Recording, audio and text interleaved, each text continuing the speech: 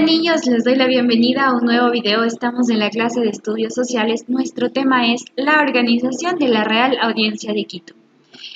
Después de lo que sucedió con españoles, pues ya hemos conocido un poco más de la historia, cómo se desarrolló y cómo hemos llegado a este punto, que es la organización en la Real Audiencia de Quito. Vamos a hablar las formas de trabajo, cómo fueron para los indígenas.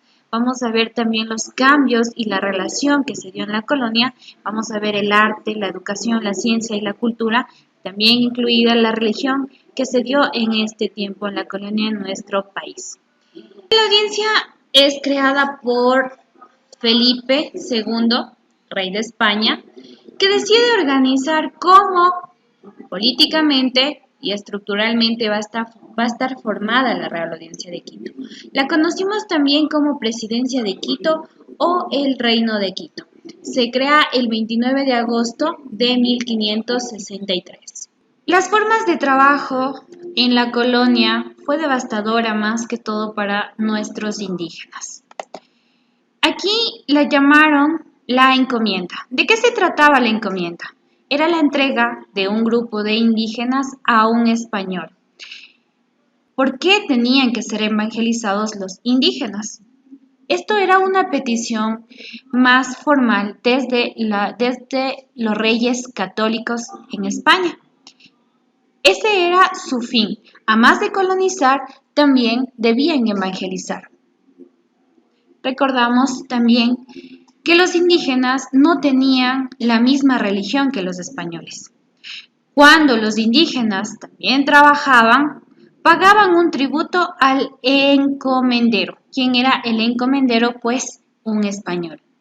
Otra forma de trabajo eran llamadas las famosas mitas. ¿De qué se trataban las mitas?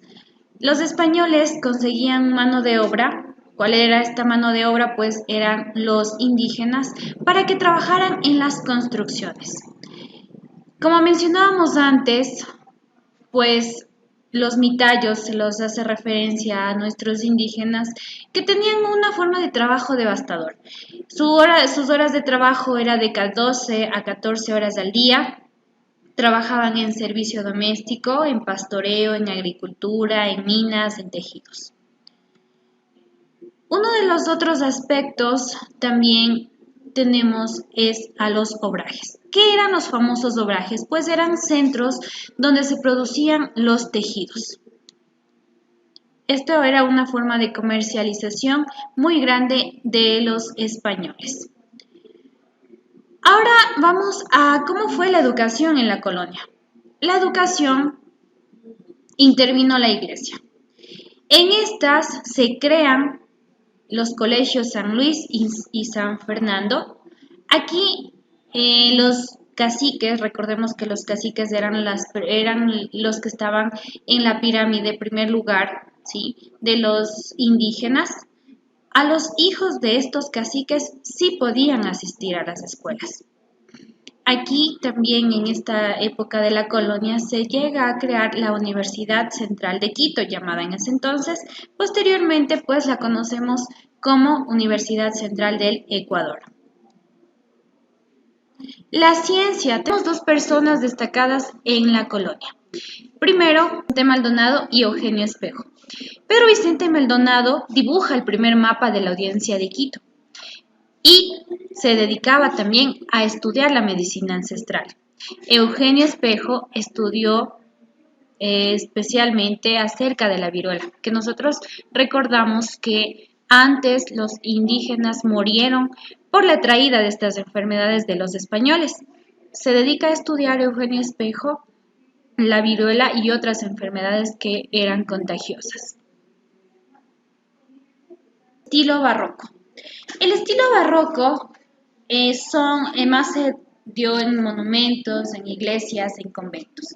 Si usted va al centro histórico, va a encontrar estas iglesias llenas de esta arquitectura de estilo barroco que aún persiste en nuestra actualidad.